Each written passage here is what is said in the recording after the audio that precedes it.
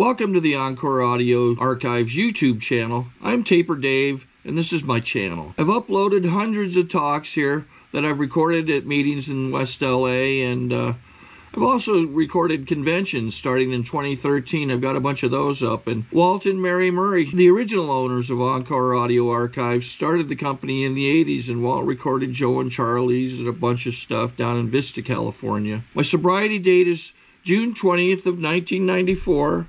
I hope you find something you like, so please like and subscribe to my channel and comment down below. If you want to hear something that I don't have or that you don't see, I'll see that I get it. Anyways, take care and have a great day if you want to. Please join me in welcoming our speaker, Ed.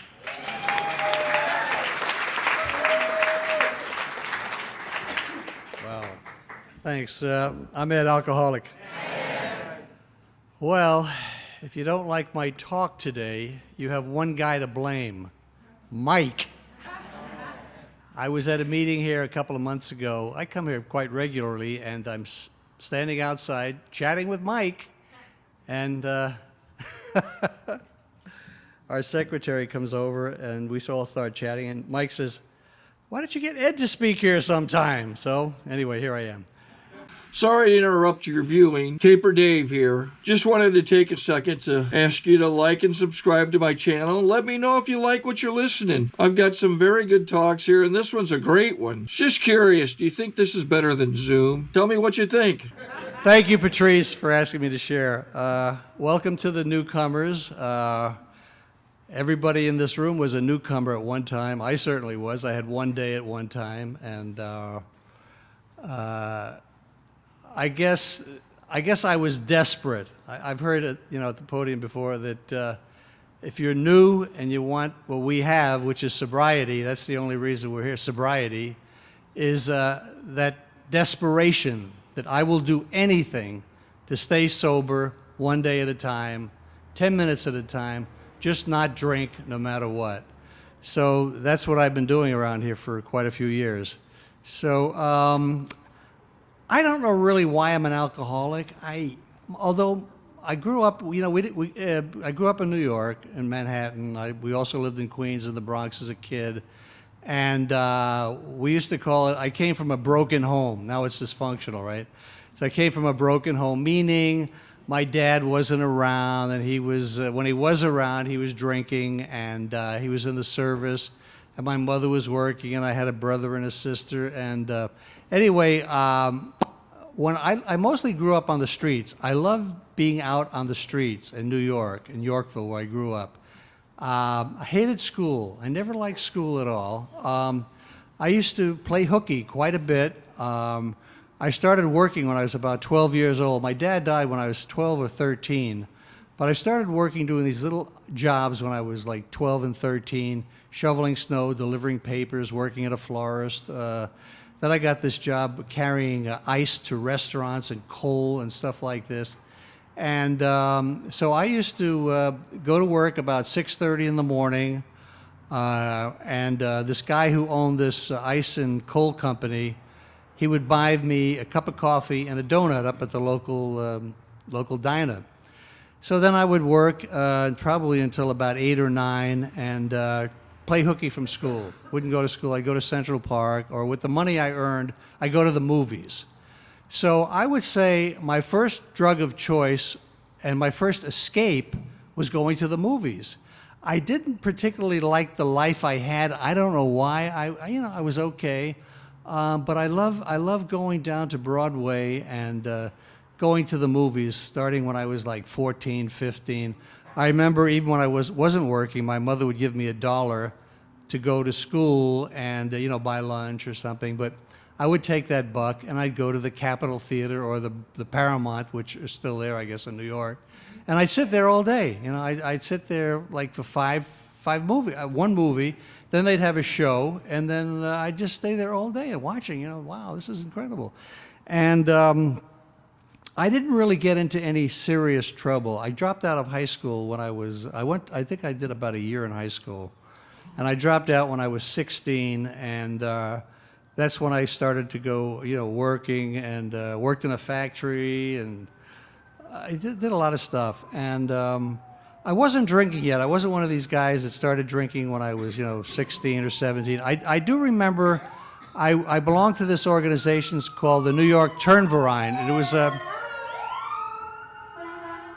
it was a gymnasium. And I used to get involved in gymnastics, and I used to compete, on the high bars, parallel bars, and tumbling and stuff like that. And that kind of kept me off the streets, and I stayed in good stead. And I guess my first sponsor was a guy named Henry Schrader. He was a guy that took interest in me as far as gymnastics go, and he would train me, and I was able to win some medals in that area and all of that. And anyway, I guess what I always wanted to do. I think I was very lucky. As a kid growing up, I saw a movie called Champion with Kirk Douglas. And, I really related. Champion, he played a guy by the name of Mitch Kelly. And Mitch was a contender for the middleweight championship of the world, but he was a real heel in the movie, if you've seen it. It was made in 1949. In fact, Kirk was nominated for an Oscar for that movie. But I remember that he had a scene on the beach with this actress, Ruth Roman, and he was talking about his childhood, and he was talking about, when he gets a little older, he's really going to try to make it, and nobody's going to push him around anymore and call him a hey you, and he's going to become a success. And he talked about his father, who was a drunk, and he said, I used to want to beat the hell out of my father. He was a drunk, and I always wanted to do more than he could. And I really related to that because that was like me, And when my dad died, when I was, 13,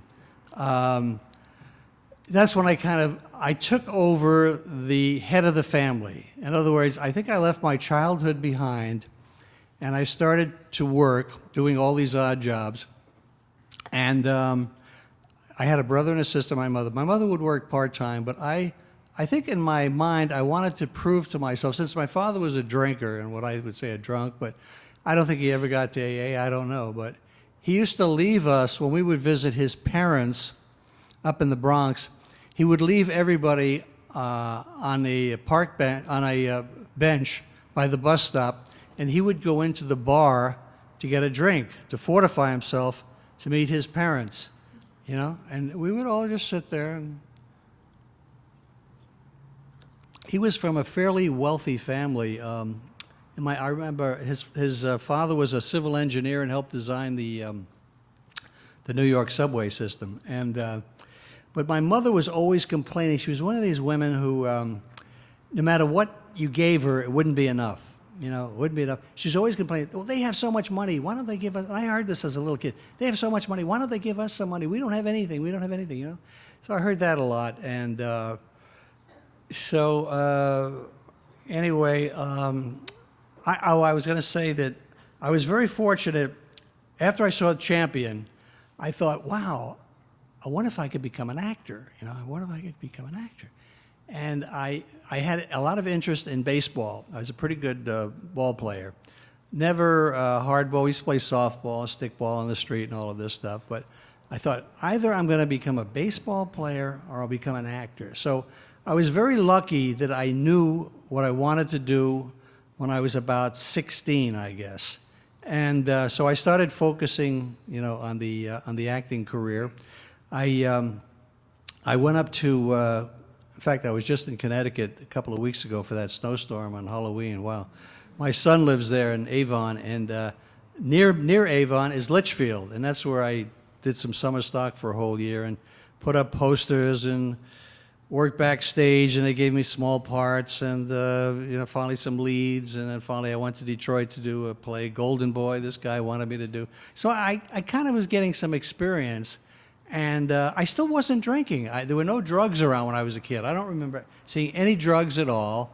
And none of my friends were drinking, so, I was okay that way. And finally, after I did that summer stock stint, I started, I thought, since I was working on this truck, this guy, Nick was his name, he would read the race form every day and bet on the horses while I was carrying this ice and this cold, He was just sitting around, And he would start telling me, I guess he started planting the seed in when I was about 14, 15. He would start telling me about California. And he was out here when he was in the service. And he would say, yeah, you got to go out there sometime. And it's like there's fruit on the trees, there's oranges, there's grapefruits everywhere, there's palm trees, there's the beach. He made it sound so incredible, like there was gold everywhere, So he planted this seed in the back of my head. And then when I worked in these machine shops in Long Island, I used to drive my old Ford there. I finally got enough money to buy a car for $125. But I would go to the bathroom, and they'd have all these movie magazines in the bathroom. So I'd sit on the john, and I'd read all these movie magazines, and I thought, look at this guy, Alan Ladd, Burt Lancaster, look at these guys. And I would just like totally fantasize in what these guys' life was like and what they were doing. And I think, so I started, that started getting me more into the acting thing. So finally, I drove out here with a friend of mine. We came out here, and I was able to get an agent, and I still hadn't been drinking yet. I was in my early 20s, like 21 years old when I came out here, and finally got an agent. I did a play we were all working for $22.50 a week at a little theater over in Hollywood, West Hollywood now. And we had quite a bunch of cast members. I'll drop a few names who was in the play. What the hell? Jack Nicholson was in the play. Michael Landon, Robert Fuller, and myself, and one or two other guys. James Bridges, who later became a pretty well-known director. Now there's a theater named after him at UCLA. And see, we were all these skinny young kids, real thin. And all I remember about Nicholson is he had these white teeth, white teeth. But everybody was behaving themselves. And I didn't start drinking then. Finally, I was lucky enough to get a contract at Warner Brothers. And I remember going over on the set to, I was doing a guest shot in this Western called Lawman. And two guys were in the Lee Van Cleef and Jack Elam, the guy with the one eye, And all of a sudden, I'm walking over on the set. It was like, 7:30 in the morning, and I hear, "Psst, hey kid." I turn around, and it's Lee Van Cleef, and he said, "Come here." And he pulls out this bottle out of his pocket here. He was all dressed in his Western stuff, and he hands me this bottle of booze, and he said, "Here, take a swig." I said, No. Go ahead, try it. No. He takes one, and anyway, I later on did work with him, and he had another series. I guess it was in the 70s or 80s, and I came back from lunch one day, and they said, "Ed, you might as well go home." I said, "How come?" They said, "Lee can't make it for the rest of the day. He's in his trailer and he's drunk, and he can't make it, And so I went home, and it was kind of sad, really sad. So anyway, all through my early 20s, I really wasn't drinking. I think I started drinking when I was about maybe 25, 26. I mean, I had tasted booze and stuff. I got into a television series at Warner Brothers, and it was a very successful series. And I always felt like I didn't quite belong for some reason. I almost thought that I was not a phony, but I just didn't feel comfortable in my own skin over there when I was working on the series. But I was learning a lot, and I think I started drinking a little bit then. And then after I left Warner Brothers, I was there for 6 years. And there was this guy named Troy over there, Troy Donahue. And Troy was he was probably doing a lot of movies and stuff.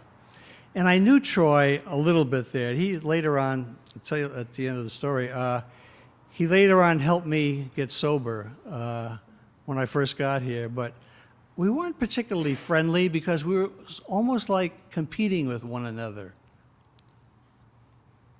We'd go up to the publicity office to see who got the most fan mail. Who got the most? Well, Ed got 15,000 letters that week, and Troy got 12. Oh, okay, How many did James Garner get? Well, he got 10. Oh, okay. So we were just, all into all this nonsense. And I finally got out of Warner Brothers, and I went over to Europe to work, and that's when my drinking really kicked in. I started drinking, I lived in Italy, and I started drinking the wine every day, and during the day and at lunch, and it really started to catch up with me, and I came back. We rented our house. I had a house in Beverly Hills. By then, I got a lot of the stuff that I've always dreamed of, some European cars and some houses and stuff, I had, and when I was over in Europe, I hung out with Douglas Fairbanks Jr. at a film festival, and he introduced me to Turnbull and Asser in London. Then I worked with Stuart Granger, this other he was a movie actor, and he introduced me to Schiffinelli's in Rome, as get your suits made and all of this. So I was like living in this total kind of fantasy world, with tailor-made suits and shoes and, cars and houses. And I had just gotten married, too, before we went over to Europe. And finally, the reason I went over there to work, but after that, nothing was happening here. So we rented our house in Beverly Hills. I was married at the time. My son was about, 3 or 4, and I was married to a woman by the name of Asa. She was an actress, but she gave up her career to be with me. So we went over there, and I couldn't get any work in this town. Nobody was hiring me. It was horrible. So she said, well, why don't we move to Rome, because Clint Eastwood's doing all these Westerns. Maybe you could do some Westerns over there. I said, okay. We went over there for a year, and I did do 3 Westerns, and I could have probably done another one, but I thought, well, we better get back home. I don't know. I don't want to stay over here too long doing these Westerns. So we came back home, and I think the thing, meanwhile, I was drinking quite a bit. I think the thing that flipped me from being social drinker, really enjoying myself, a problem drinker, getting into some situations. I got some really sad stories to tell you. I was the original host of, what's the one on TV with Pat Sajak? Wheel of Fortune. Yeah. Merv Griffin was working with me here to be the host of Wheel of Fortune. We made 2 pilots. They sold it. I was going to be the guy in Wheel of Fortune instead of Pat Sajak and this other guy who did it before him. So they had a big party, and we were over to the Hotel Bel Air. And they had a suite, and they had all these people from all the networks and everything. They had a suite there, and I started drinking. And I said some things to some executives there that they didn't like. And they didn't hire me to do the show, and that was a big blow to my ego, and I knew, that's just one situation that my drinking blew that job for me. It just blew a job. It could have been a great job. Blew the job for me. So when we finally came back with my wife and Logan, our son, to our house in Beverly Hills, beautiful swimming pool, all this stuff, private gates, everything that I would ever want, she told me that she wanted a separation. And I was kind of shocked. And she said, yeah, I want a separation. Now, I wasn't totally faithful to her during our marriage. I didn't have her.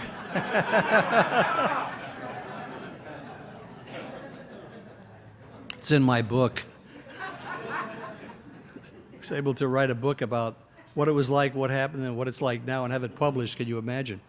Anyway, I said, I was kind of shocked. I didn't know what he... So I moved in with this guy who was a musician down the road. And I tried to get back to the relationship. So anyway, okay, I really started feeling sorry for myself. Here I had everything, out there that would make me look, like I was a successful guy and had it all together. And then I started drinking because of my resentment toward her, which I've heard around here, the thing that'll make me drink more than anything, well, if I don't go to meetings, and resentments, and start thinking about poor me. Poor me, how come I don't have this? How come I don't have her? Why do I got to get out of the country? I got to get out of here. So I went and I moved to London. This is in the early 70s. And I lived there for 2 years, and I was able to work there somehow. And my son would come over and visit me, and I'd meet him at the airport, Heathrow, and they'd put him on the plane. He was like 6, 7, 8 years old, and he'd stay with me for a while, then he'd go back. And I always, even when I was drinking, I always maintained a pretty good, really good relationship with my son. That was, for some reason, that was really important to me. He lived with me for some time when I was drinking, and he didn't like that. He finally said, "Dad, I'm moving out." He finally moved out. He couldn't take my drinking anymore. And my drinking was, when I was drinking, I could not go to my mailbox to get my mail without a vodka and orange juice in my hand. Always had the vodka and orange juice, always had rum and orange juice. My whole life revolved around drinking. When he was a kid, we couldn't go to McDonald's because they didn't serve booze in McDonald's. So finally, I'd maybe drink before I went, drink in the car, and sit in McDonald's with him, and he'd do his whole thing. But we always traveled a lot. I've taken him all over the place. If I had to go to work, I'd take him to Hawaii or Alaska and places like this. So I always maintained a pretty good relationship with him. And I still do, actually. I was just visiting him, as I said earlier. So anyway, as I said, I moved to London. And I thought, I'm in a different city. I thought I could pretty much cut back on my drinking and not drink. But it escalated. My drinking really escalated, and with some recreational drugs over there. But my whole thing was mostly drinking. And I would stay up really late at night. They had all these nightclubs there, Tramps and all these places, Annabelle's and stuff. And, drink and get home at 2 o'clock in the morning, pass out, fall into bed, and wake up. Sometimes I'd wake up and it was dark, because in the wintertime it gets dark like at 4 o'clock, 4:30 in England. It's like, wow. I'd look at my watch and how am I sleeping? And I'd start that merry-go-round over and over and over. And I still hadn't heard about Alcoholics Anonymous. Nobody had ever mentioned it to me. Some people there were worried about me. They said, "Ed, you're drinking an awful lot." And finally, I finally came back here to California, and I met this girl in Hawaii. I was over there playing in a tennis tournament, and her name was Amanda. And I met her, and she was about 25 years younger than I was at the time. I think I was like in my mid-40s. And I said to her, "Why don't you come back to California with me, and we'll go to some nice lunches. We'll go see some tennis matches and stuff like this." So she said, "Okay." I said, "Well, just come back for a couple of weeks." She stayed with me for 4 years. Now, in Beverly Hills, I had an apartment there. So what happened was, she became my drinking buddy. We used to drink all the time, mostly wines at dinner, wine. And I was getting really bad, so sometimes I was hospitalized for my drinking. I would get these pancreatic attacks, and she'd have to drive me to the hospital, and I'd have to stay in the hospital, and they didn't know what to do with me, and they did all kinds of tests, and this happened a couple of times, and after drinking and eating and all of this stuff, and I was hospitalized a couple of times in London too, and she became my nurse. From my girlfriend, this sweet, wonderful girl, she really started taking care of me because I was really in bad shape. So she kind of became my nurse, and finally, I'm going to cut to the chase. She decided that I wasn't going to marry her. I don't know if she wanted to. I think she did. And she finally left when I got sober. I finally came here in the summer of '82. My ex-wife suggested, she said to me, "Ed, Logan's worried about you," which is our son, "and I'm worried about you too, and we love you, and we don't like to see you this way, and would you go to a meeting?" So I said, "I can't go to AA. I don't have any old clothes." That's the first thing that came out of my fucking head. First thing came out of my mind, I swear. So just come to the meeting. So I went to my first meeting. It was in a little cabin over in Roxbury Park. And Tony H. was speaking there, one of our beloved members here. He was speaking. And he was mumbling about tequila or something. And I had my booze with me in the meeting. I brought my booze with me. And I'm sitting there drinking, listening to this guy. He's mumbling about tequila and all. I said, God, what's, you know, and I left. I left with her, stayed away another couple of months. And I finally went to another meeting at, I guess it was August 5th, 1982 at Thursday night Brentwood. Brought my booze into the meeting, had my glass. I took my glass everywhere in my car. There was always booze, and had a cooler in the back with wines and everything, you know. I once ran into this woman in the park. I was with Logan when he was a kid. I said, would you like a glass of wine? She said, yeah. I said, okay. And I brought out the cooler and the corkscrews and the glasses. She said, I've never met anybody that carried wine with them in the car. I said, well, we did this. But anyway, so I went to that Brentwood meeting, and a bunch of guys came over, Billy Boyle and Carl Little, who was here. And it was a huge meeting, and I just stood in the back, and I don't remember who the speaker was. I don't remember if it was a man or a woman. But I remember a couple of people came over, and Troy was there, and he said, Ed, you look pretty bad. And he said, I think we better take you to the hospital. I said, really? They said, yeah. And my ex-wife was with me, too. So I said, okay. So I got in my car. I did drive, or somebody drove me in my car, and a couple of other people came. They got me into St. John's. Carl Little went to a lot of trouble to get me in there for the 28-day program. And after about, I was there, I don't know, an hour or two, they all left, and I had all these pieces of paper from people in AA. Ed, call us, stay there, you know, we'll see you, just don't drink. And I finally escaped from there. I had my car keys, and I finally left St. John's, got into my car, and drove home.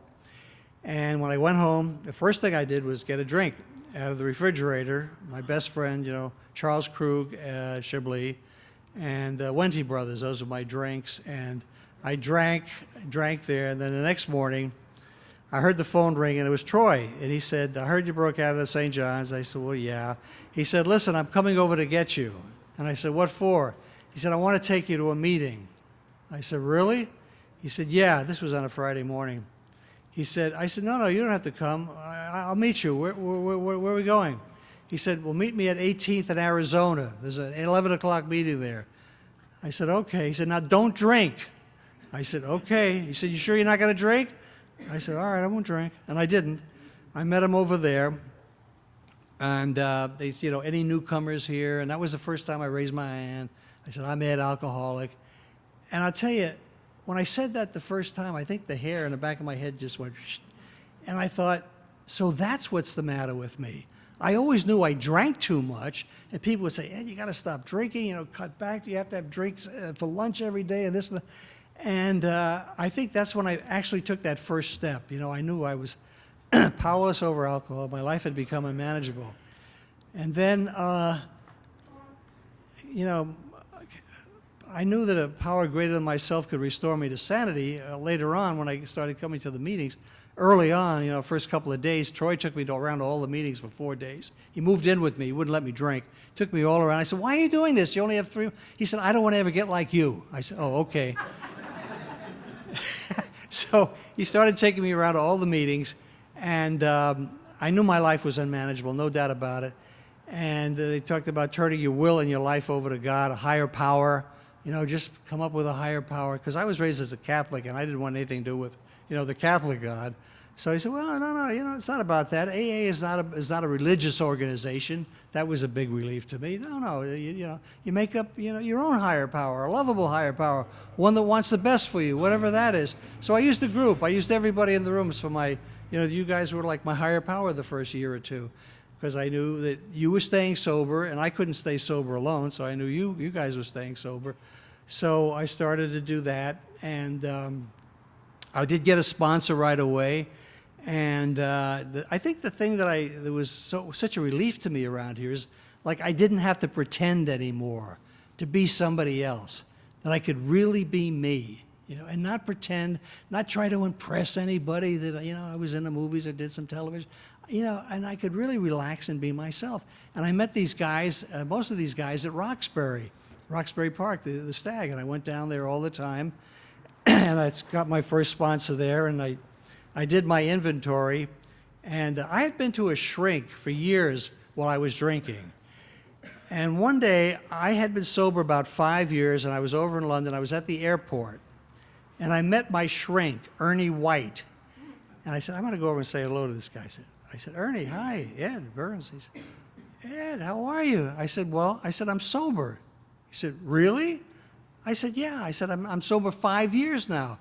He said, I didn't know that. I said, yeah, I was drinking when I used to see you. And I said, you know, Ernie, I've got to tell you something. You didn't help me at all. He was so shocked. Oh, I'm sorry to hear that. I said, in fact, you owe me quite a bit of money.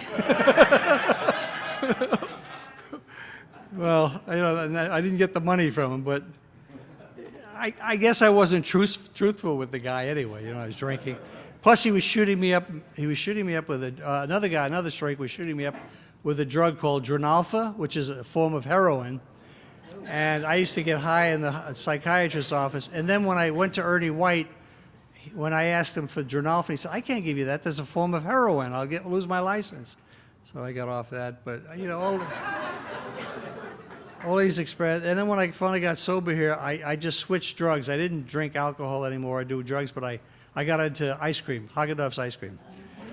So I did that every night for 3 years. It's pathetic. I'd travel, I'd check in, look for, stop the cab. There's a 7-Eleven there. And I'd make my run for strawberry Haagen-Dazs, take it back to the hotel, and eat the strawberry. That was like harder to get off than the alcohol, I swear to God. So, it's like one addiction leaves you, you get rid of it and pops up, the other one pops up. Food, whatever, sex, whatever it is. But, I've learned around here, I guess there are newcomers here that, I hope I've said something, but alcohol to me, as an alcoholic, is poison. I cannot drink alcohol. If I take one drink, I don't know what's going to happen to me. The phenomenon of craving will kick in, and I may take another one, then the drink will take me. And I come here because this is where the love is. The love is in the room of Alcoholics Anonymous, and I'm safe here. I'm not going to be drinking here. I'm going to feel better when I leave the meeting. And I can never repay back Alcoholics Anonymous what it's given me today. Today I have a really good life. I've got a relationship in my life. I've got this little Maltese, there's a little guy over there, named Sebastian. And my whole, Chuck C. wrote this book, A New Pair of Glasses, but my whole attitude about life has changed. I'm not the selfish guy that I used to be that came in here. I actually care about people and what happens to you, And I know that the only way I can stay sober is to be of service and to try to help another alcoholic. And I think what's helped me the most is talking about my problems, especially what I was doing with my sponsor, not to have any secrets. They used to say, well, what do I talk about? Well, Eddie, get up there. Talk about what's really going on in your life. So that's what I've done. I don't have any secrets anymore. And it's good to be here. Thank you.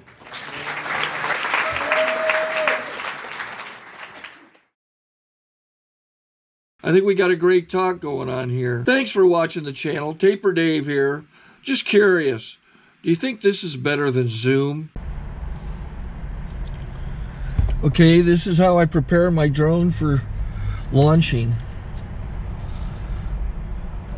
I like to do it inside the cab of my truck so I'm not standing outside in the weather.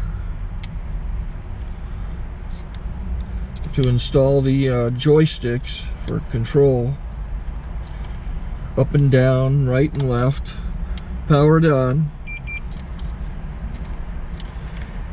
I have an Android phone that I use to connect it to the drone with. And it's actually controlled through the iPhone, through an app. Oops, wrong way. It's actually controlled through the iPhone, or through this Android phone, through the app. It's actually controlled through the Android phone, through an app, and you connect it through this short connection right here.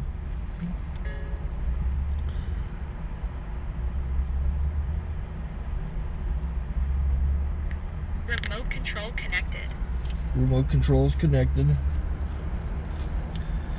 So I pull out the drone. I have to extend the legs. Long legs extended first, then the short legs. Remove the gimbal protector. Set that aside, then power it on one short burst, then one long burst. I lay it down.